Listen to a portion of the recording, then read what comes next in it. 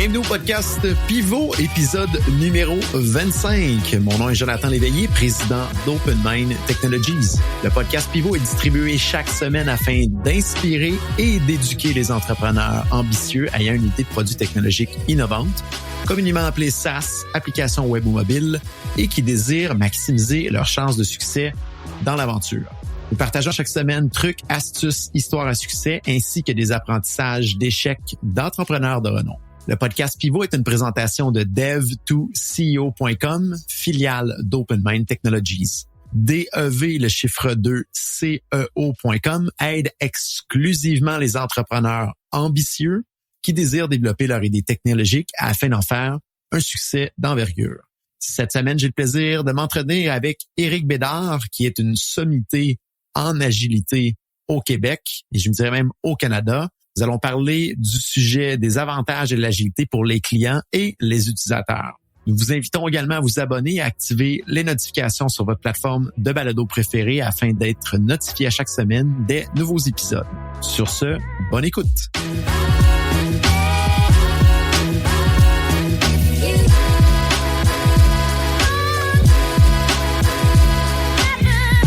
Éric Bédard, merci beaucoup d'être encore avec nous aujourd'hui. Comment vas-tu? Très bien, très bien. Merci pour l'invitation à nouveau. C'est un plaisir. Donc, je dis merci d'être encore avec nous parce que Éric a eu l'amabilité de faire un autre enregistrement avec nous, l'épisode numéro 22 où on a traité de qu'est-ce que l'agilité. Donc, Éric est consultant en technologie et innovation avec nous, entre autres, chez OpenMind depuis plus de 4 ans.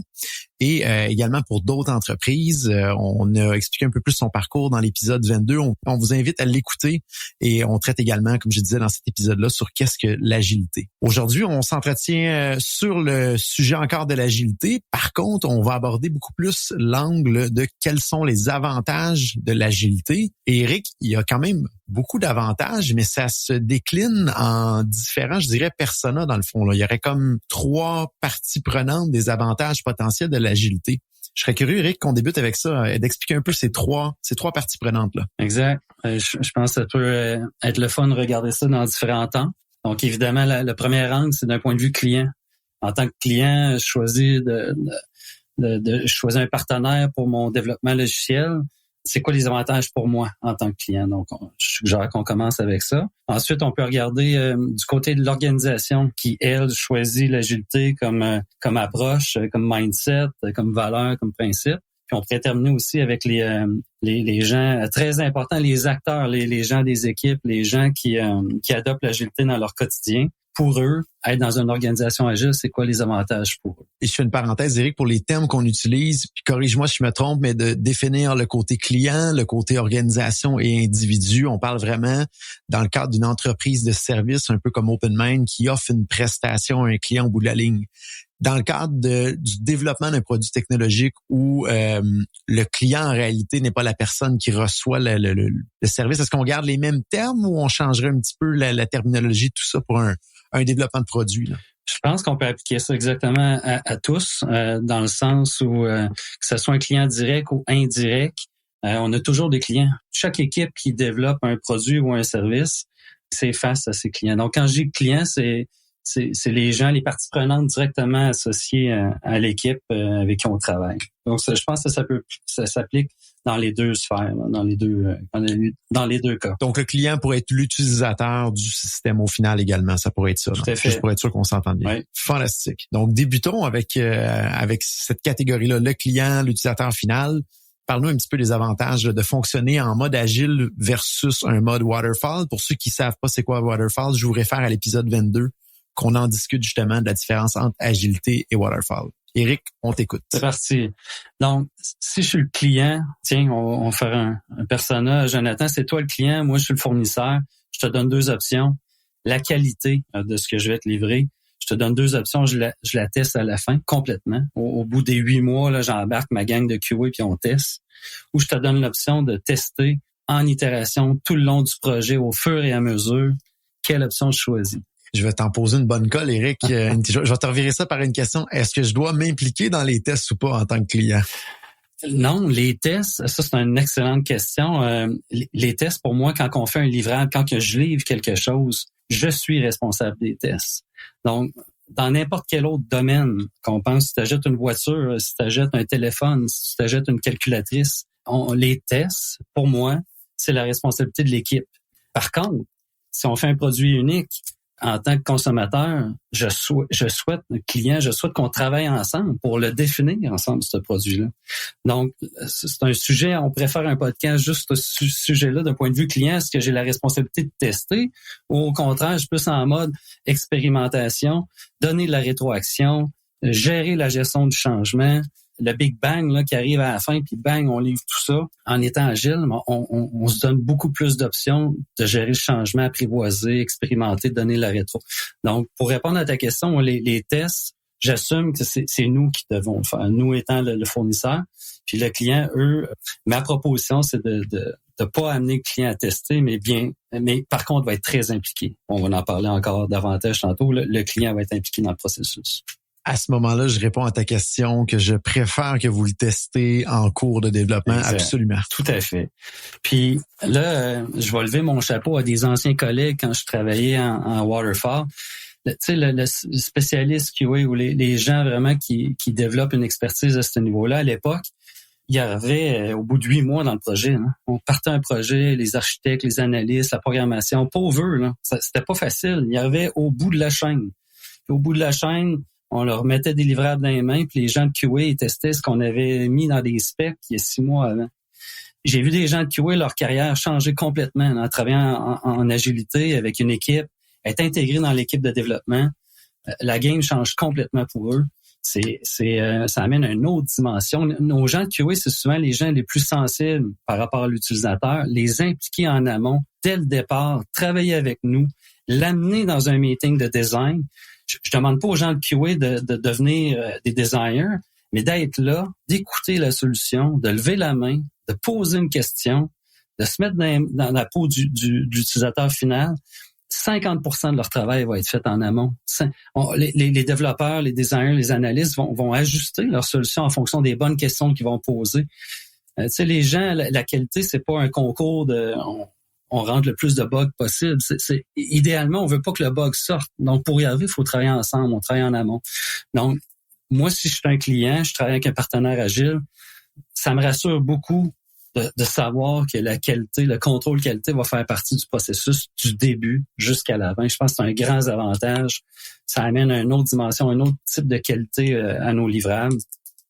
Ceci dit, c'est pas magique en passant. Je pense que je l'ai peut-être dit, ça prend du bon monde, ça prend du monde engagé, tout ça. Mais si on a le bon monde, on a la bonne approche, tester en amont, je pense qu'en tant que client, ça me rassure de savoir que la gang sont là dès le début. Mais Eric, ça m'amène à une question. Là. Je me mets dans les sujets du client. Tu mentionnes qu'il serait préférable d'avoir les gens d'assurance qualité en début de mandat, puis d'être là dans les rencontres. Moi, je me mets dans les sujets du client, puis je me pose la question, OK, mais là, qui va payer pour ça? Là? C'est-tu moi qui va payer pour que cette personne-là soit là? Puis, il me semble que je vais payer pour plus que qu'est-ce que ça devrait être. Probablement que tu as une réponse à ça, Eric. Ah oui, certain.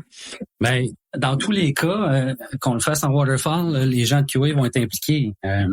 La question de payer, soit qu'on paye les gens pour qu'ils travaillent à la fin du projet ou on les paye tout le long du projet. Donc, c'est sûr que l'architecte en fin de projet Waterfall, il est moins impliqué qu'à la fin qu'au début. Donc, c'est la même quantité de temps, c'est la même quantité de personnes, c'est la même chose. C'est juste que c'est réparti égal dans le temps. Donc, c'est le même, ça coûte pas plus cher. Hein. Au contraire, je pense qu'on va avoir des bénéfices si on découvre les bugs en amont qu'on les découvre à la fin. Je pense que ça va coûter moins cher.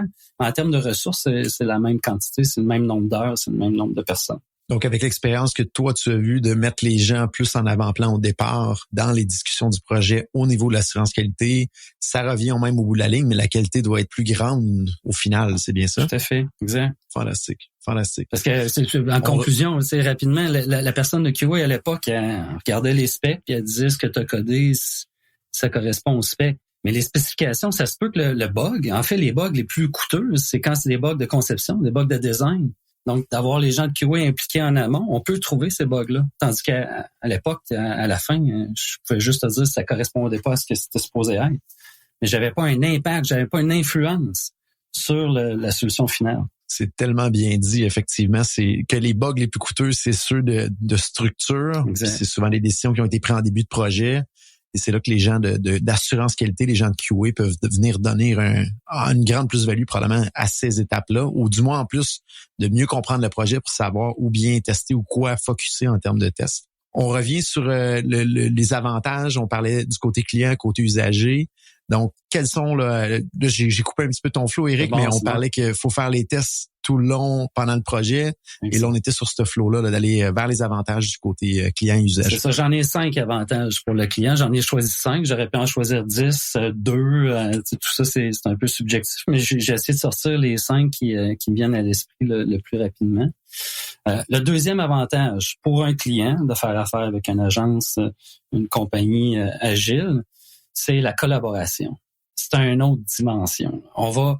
La collaboration en travaillant avec une organisation agile est complètement différente. Puis on vise tu sais, dans le développement logiciel, on vise une relation durable avec nos clients. Donc si on opte pour l'agilité, on augmente nos chances que ça se passe.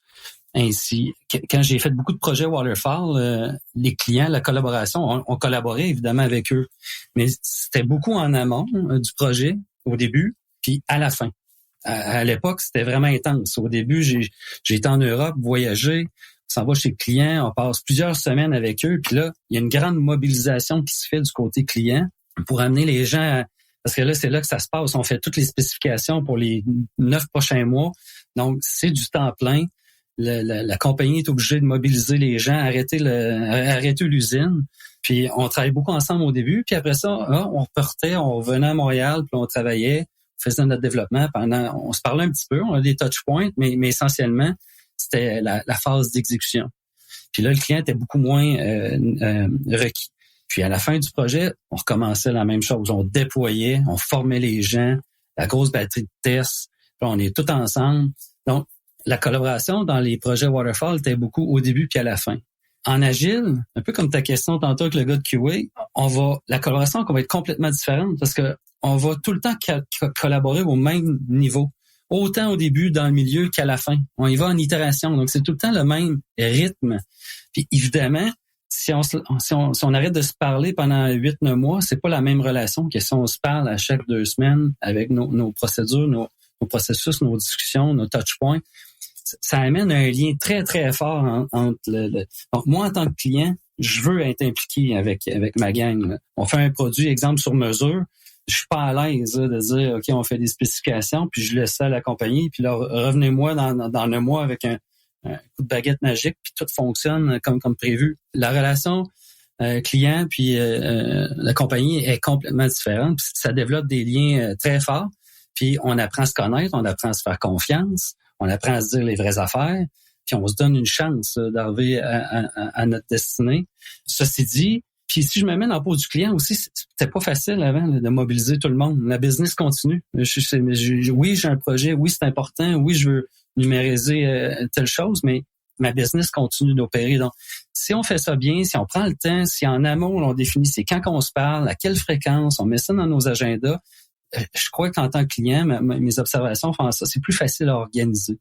Donc, c'est le même temps au total, mais au lieu d'avoir un gros blitz au début à la fin, on ventile ça à travers la durée du projet. Donc, beaucoup plus facile à gérer. Très intéressant. Prochain avantage que tu vois de ton côté, Éric? Oui.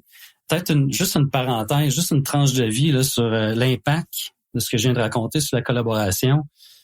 Je me rappelle un moment, ça arrive, il y a un joueur de l'équipe qui donne sa démission, qui quitte, belle réflexion de sa part, une dizaine d'années dans l'entreprise, décide d'attaquer, changer de direction, aller chercher des nouveaux défis. Le directeur de compte vient me voir. Là. Gros stress. Là. Cette personne-là, c'est une personne clé de l'équipe. On travaille avec notre client, bien connu. Il y a un stress, ça met ça en péril notre relation avec le client, notre projet, etc. À notre grande surprise, quand on l'annonçait au client, ça s'est très bien passé. Puis ça, les travails en silo, à l'époque, tu sais, dans Waterfall, l'architecte qui quitte, là, c'est pas évident. Là. Tout vient d'une personne. Là, l'équipe, on travaille avec le client. La collaboration, comme je disais, est différente. On fait des revues, on fait des pré-plannings ensemble. On est ensemble. L'équipe, le client connaît les membres de mon équipe par leur prénom. On est une gang ensemble. On travaille ensemble quotidiennement. Donc, sa première action, c'est tout l'inverse. Lui aussi, dans son entreprise, il y a un roulement, il y a des gens qui quittent. Mais il connaît pas juste Pierre, il connaît Pierre-Jean-Jacques. Donc, ça a créé une dynamique incroyable. Ça nous permet aussi de vivre. Fait que la tranche de vie, c'est ça, ça amène, tu sais, c'est comment on mesure l'impact. Mais c'est fantastique, ça l'aide beaucoup. Puis on le sait, parfois on contrôle pas tout, puis ça peut arriver qu'il y ait des gens qui quittent. Donc c'est important, en tant que client, je souhaite avec une entreprise, une équipe agile, une équipe qui a pas de silo, une équipe où, tu sais, je paye pas, j'engage pas juste une personne, j'engage une équipe, j'engage une compagnie. Donc, ça crée, ça met un niveau de confiance important pour développer des relations durables. Donc, c'est ma petite tranche de vie, Jonathan, par rapport à ça. Bel exemple. On aime toujours ça quand c'est imagé. Prochain avantage que tu vois. Ouais. Oui, exactement. Troisième avantage, Éric. Celle-là aussi, ça pourrait être un podcast sur 3 épisodes. Puis je me lance. C'est un sujet plus sensible. Parce qu'il y a beaucoup de mythes à travers ça. Il y a beaucoup... c'est pas tout le monde qui a réussi à mettre ça en place, mais c'est le concept du budget puis de l'échéancier. En tant que client, je souhaite travailler avec un partenaire où ce que mon budget puis l'échéancier va être fixe. Ça me tente pas là d'aller cogner à ma porte puis aller rechercher un autre 100 000 puis aller rechercher un autre 100 000 puis faire ça 4 fois. Est-ce qu'on peut s'entendre de faire un projet qui dure 12 mois et qui me coûte tant? En tant que client, c'est ça que je souhaite. Donc, en agilité, puis là, c'est ça, je dis, c'est un sujet délicat parce que c'est pas facile à mettre en place pour respecter ça, mais c'est une notion de base. Quand on fait un projet agile, c'est le périmètre du projet, c'est le scope, c'est la profondeur des éléments qui va changer, qui est malléable. C'est une révolution, là. On parle, tu sais, moi j'ai appris à faire ça un peu comme en ingénierie. En ingénierie, le périmètre ne change pas. Si on fait une bâtisse de 70 étages, elle a 70 étages. Une fois que j'ai fait la fondation pour le supporter, 70 étages, j'ai commencé à construire, je pourrais pas en mettre 140. Là. C'est impossible. On a appris à faire du logiciel de la même façon. Ça vient de l'ingénierie. Tu sais, des cabanes, on en construit depuis des milliers d'années. Mais du logiciel, c'est un peu plus récent. Puis c'est normal, on s'est inspiré de ce qu'on connaissait pour mettre des pratiques en place. Il y a c'est tellement virtuel, c'est tellement malléable, c'est du mou. le code, on peut lever, on peut lever la structure, rajouter en dessous. Donc, il y a beaucoup d'options qui s'offrent à nous de travailler différemment.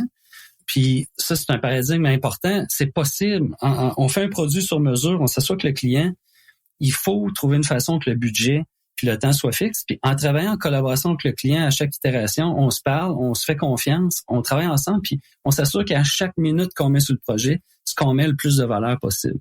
Donc, on fait un contrat avec le client, on définit les hauts niveaux, ce qu'on veut faire, on s'engage à livrer tous ces éléments-là, mais pour chacun des détails de chacun des éléments, on va travailler avec le client pour y en donner le maximum à chaque fois. Mais ça va changer le périmètre. Il faut s'assurer que le périmètre, ça soit celui qui est nécessaire, qui va en livrer le plus pour le budget et le temps. Donc, mais ça, c'est très sensible, c'est pas facile. C'est rare que je vois on y arrive pas toujours. Et là, on va piger, puis on a des concepts de contingence, puis on rajoute du temps. Mais moi, le client, ça me fatigue un peu. J'aimerais ça qu'on s'entende, puis qu'on livre dans le temps, puis dans le budget. Donc, si on réussit à y arriver, en tant que client, c'est un grand avantage.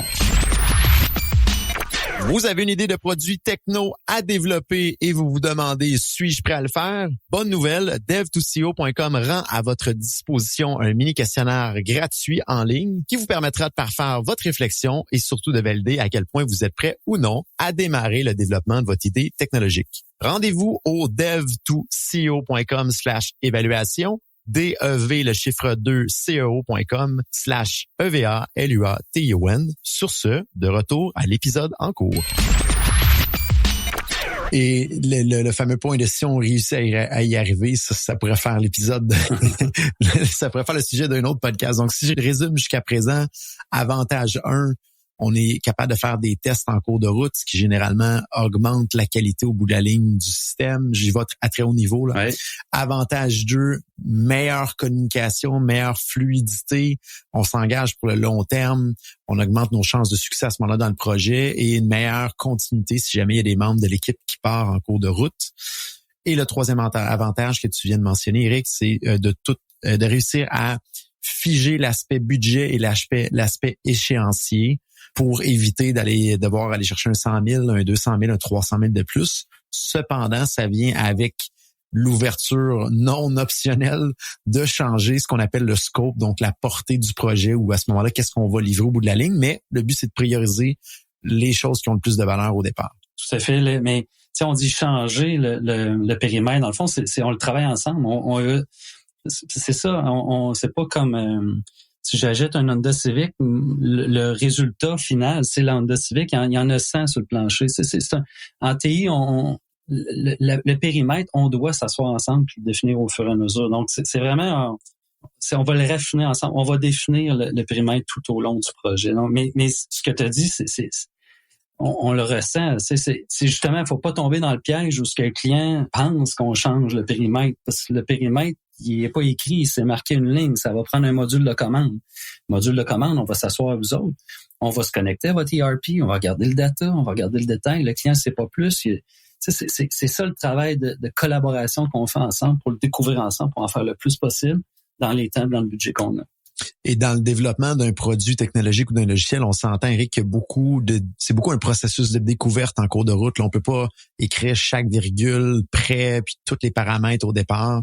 Des fois, le client pense qu'il a besoin de X, mais l'utilisateur final, en réalité, c'est Y. L'agilité vient permettre de donner une voix un petit peu à l'utilisateur final, beaucoup plus que si c'était en mode waterfall. Puis merci de le rappeler, ça sert quand il y a de l'incertitude. Il y a puis c'est pas tout écrit d'avance.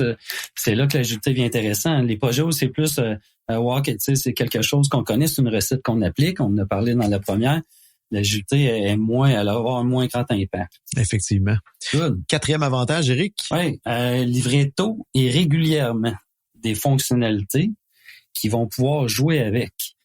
Hein, c'est beau les documents techniques, les wireframes, les maquettes. Ça peut, mais tu sais, en bout de ligne, si le projet arrête après avoir fait les maquettes, il n'y a pas grand personne qui va avoir de la valeur là, avec tout ça. On fait des beaux dessins. Puis là, je dis pas que les dessins sont pas requis, ils nous aident beaucoup. Là. Des maquettes, j'aime ça en faire à toutes les itérations. Mais si je choisis un partenaire agile, un avantage que j'ai, c'est que très rapidement, dans le processus, on va trouver une façon de livrer des éléments fonctionnels. Je vais pouvoir cliquer dessus. Puis si on a une bonne stratégie, puis si on a pris le temps de se parler puis se comprendre, on va livrer les trucs qui sont les plus fatigants aujourd'hui, ce qui nous empêche, tu sais, il y a toutes sortes de motivations à faire un projet avec au niveau TI, mais justement, notre product owner va travailler avec le client pour identifier stratégiquement qu'est-ce qui a le plus d'impact dans le projet. C'est ça qu'il faut choisir, c'est ça qu'il faut mettre au début du projet, c'est ça qu'il faut livrer dans les mains du client maintenant. Le niveau de confiance, tu sais, enfin, moi, en tant que client, enfin, j'ai un partenaire de choix, j'ai un partenaire qui m'écoute, j'ai un partenaire qui me comprend. C'est impossible à faire à travers des documentations, des specs, puis même si j'y fais signer, tu sais, je veux que ça soit, faut rendre les choses tangibles. En bout de ligne, j'achète un logiciel. Non, livre-moi des morceaux. Donc, ceci dit, il y a beaucoup de suggestions à faire, des attentes avec le client. Ma première itération que je te livre, ma première version, tu vas peut-être juste avoir la cuisine. La chambre de bain est pas là, la chambre à coucher est pas là, le salon est pas là, mais la cuisine est là. Donc là, mais ça se travaille, ça se communique avec les clients. Puis absolument, ça va assez vite parce que c'est ça m'impressionne. Là. Tu m'as pas fait dessiner les specs du cabanon. Tu me livres la cuisine. Je peux expérimenter, je peux y aller, je peux simuler, je peux m'envisager une maison qui va être tournée autour de ça. Puis je peux te donner la rétroaction en fonction de ce que je vois. Donc, il faut parler le langage. Donc c'est ça. Faut travailler fort pour parler le langage client. Donc, moi, en tant que client, si tu me donnes le choix à quelqu'un qui parle mon langage ou qui parle le langage technique, je vais choisir, en tant que client, une organisation agile. Donc, l'avantage numéro 4, ça serait, comme tu disais, de livrer tôt et régulièrement. Donc, qu'il y ait quelque chose de tangible, rapide, dans les mains du client pour en faire des itérations puis de bâtir autour de ça. Pour être certain qu'on a bien ciblé le besoin et qu'on y répond correctement. Exactement. Ouais, la dernière. Avantage numéro 5. Ouais, ben la dernière, c'est à la base de la définition, c'est exploiter le changement comme un avantage compétitif. Et puis, tu sais, ça change autour de nous. La génération 1 n'existe, ça existe plus. Là. On n'a plus juste une maison, on n'a pas juste un travail, on n'a pas juste, je vais y aller dans le personnel, on n'a pas juste une conjointe. tout change autour de nous rapidement. Il faut s'adapter. C'est sûr que si on passe 3 mois à tout designer les 18 prochains mois, puis qu'on est rendu dans le milieu, puis qu'il faut changer, c'est comme un aveu d'échec, là. Même que souvent, ce qui va se passer, c'est qu'on va freezer ça, puis rendu à la date du go live, là, on va faire les demandes de changement subséquentes. On peut plus faire ça. Puis tu sais, c'est pour ça à l'écoute, là, d'un point de vue développement, là, ceux qui sont du côté dev, ils vont souvent dire le client change tout le temps d'idée. Ça revient, c'est tout le temps le client qui change d'idée. Puis du côté client, ben on dit qu'ils comprennent pas ce qu'on leur dit. Cette fameuse perception, faut arrêter ça, faut trouver une façon de travailler différemment. Donc l'agilité, encore une fois, je reviens au point précédent, la collaboration, on va apprendre à se connaître, on va apprendre à se parler, on va parler le même langage. Donc si un jour à travers le projet, il y a des changements qui arrivent autour de nous dans l'industrie, là, nos clients, moi en tant que client, ma business change. Si je fais un projet de 18 mois, c'est impossible dans les 18 prochains mois, ça ne change pas. Donc, je veux me garder une porte que pendant le milieu du projet, s'il y a quelque chose qui émerge, qui est plus important que ce que j'avais pensé, mais on fera du troc. Ce point-là, on n'a pas fait les specs d'avance. Ça fait que j'ai pas perdu de temps. Fait que c'est possible. Ceci dit, il faut faire attention, là. Notre but, c'est pas de changer à tout bout de champ. On a un plan respecté, faut le faire. Puis jusqu'à preuve du contraire, on suit le plan. Mais s'il y a des changements qui arrivent en cours de chemin, on a plus. C'est pas facile, mais on a plus d'options. On a plus d'options pour le changer, le plan. Ça marche, mais mes parenthèses, là, faites attention. Souvent, il y a un mythe agile. Là. Si on est agile, on change d'idée tout le temps. Là. C'est pas ça. On est en mission, on s'en va là, on a identifié nos thèmes. Il faut faire une refonte de ce produit-là. On a un plan. Donc, changez pas de plan de match au sprint numéro 2. Là. C'est pas bon, là. C'est un échec. Il y a tellement de choses importantes à faire qui ont été identifiées. Il faut respecter ça, on y va. Mais rendu dans le milieu, aux 3/4 du projet, je serais pas surpris qu'on ait une idée. Puis moi, en tant que client, c'est wow, j'ai une idée qui est plus importante. Au lieu de faire le cabanon, je vais agrandir telle pièce. Ça a plus de valeur.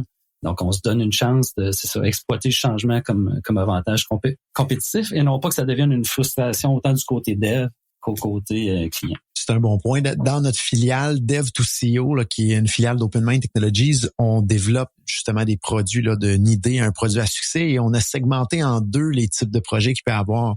Le premier, c'est des projets que le client veut utiliser dans sa propre entreprise et le deuxième, c'est une idée que quelqu'un veut en faire une business, une start-up, c'est un produit qu'il veut lancer à monsieur, madame, tout le monde ou à d'autres entreprises. Ouais. On parle d'exploiter le changement comme un avantage compétitif. C'est tellement intéressant ce que tu dis parce que dans le premier cadre où ce que la personne l'utilise dans son entreprise, le logiciel qu'il développe, l'entreprise change tout le temps en continu, les priorités changent, le marché change. Donc, on est capable à ce moment-là de venir adresser toujours ce qui est le plus important dans le cours de route de développement. Mais dans le cadre d'un développement vraiment d'un produit technologique à être commercialisé, après, on a une fameuse phase, le PMF, le Product Market Fit, qui fait qu'on doit souvent itérer, qu'on doit souvent pivoter, qu'on doit souvent bouger. Donc, dans ces 2 cas-là, ça devient super intéressant d'être en mode agile, d'exploiter un peu ce changement-là ou cette opportunité-là pour amener ça à bien ou au bénéfice de tous au bout de la ligne. Ouais. Donc, peu importe que ce soit pour développer quelque chose dans son entreprise ou pour de commercialiser cette plateforme-là par après, dans les 2 cas, ça a des grands avantages d'être agile, là, absolument. Là. Exact, tout à fait. C'est aussi, c'est un peu...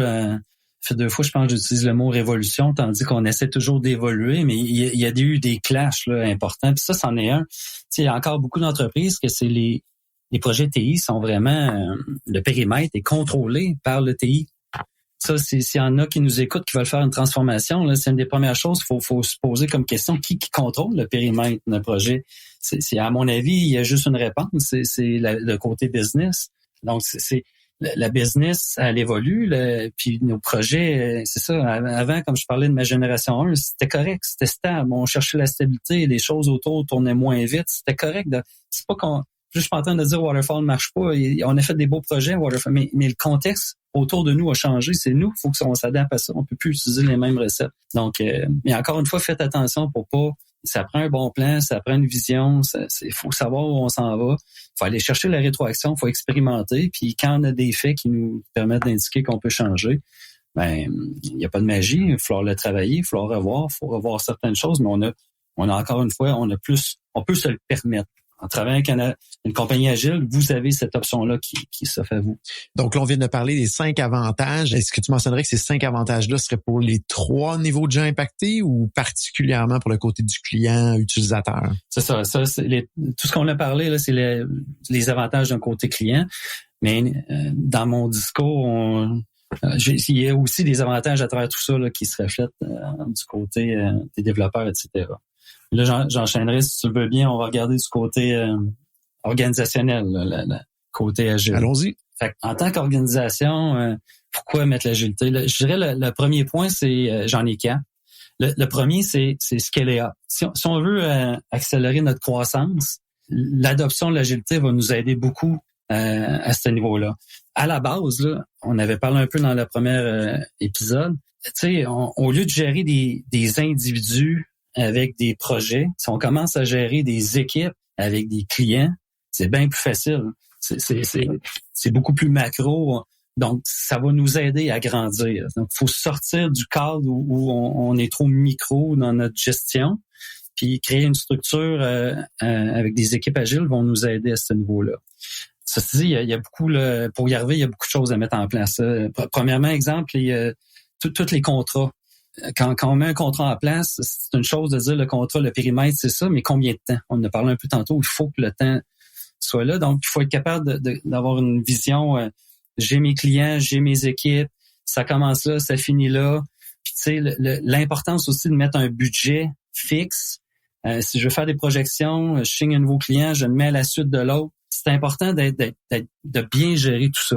Tu sais, c'est pas facile là, parce que moi, une autre tranche de vie, j'ai déjà un client qui m'a appelé dans une autre vie, puis après l'appel, il voyait que je stressais un peu pendant l'appel parce que lui, il avait plein de nouveaux besoins, il y a plein de choses, il veut faire plein d'affaires. Mais un peu comme dans un restaurant, si tu vas au restaurant, Jonathan, t'as faim, puis tu manges, c'est bon, puis tu pourras pas appeler tes chums, puis dire venez-vous-en, là, le restaurant il est plein.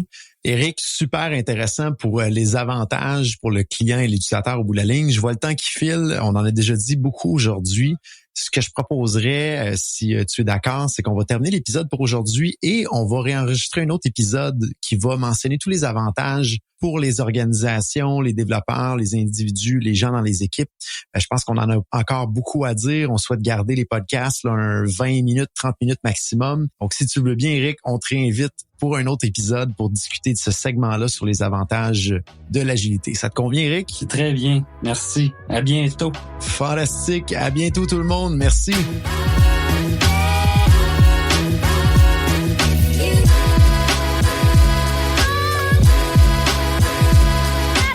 Voici les 5 avantages de l'agilité pour les utilisateurs finaux et les clients. Donc, le premier, ça nous permet d'avoir des tests en continu. Donc, on teste en cours de route, ça augmente la qualité à ce moment-là de ce qui est livré. Avantage numéro 1, ça bonifie beaucoup tout ce qui est la communication. Donc, on opte pour, je dirais, un pacte à long terme entre toutes les parties et ça augmente énormément les chances de succès.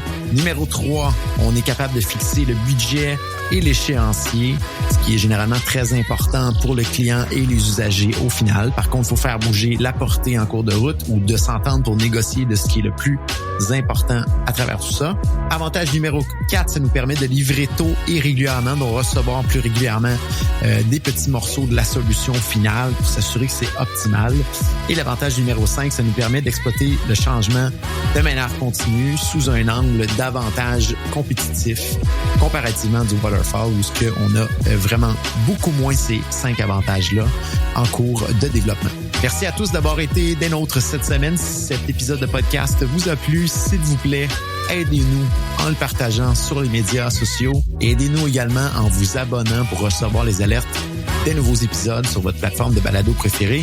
N'hésitez pas également à nous soumettre vos idées de sujets et d'invités. Je vous invite à continuer la discussion sur LinkedIn. Mon nom est Jonathan Léveillé, président d'Open Mind Technologies. À la semaine prochaine.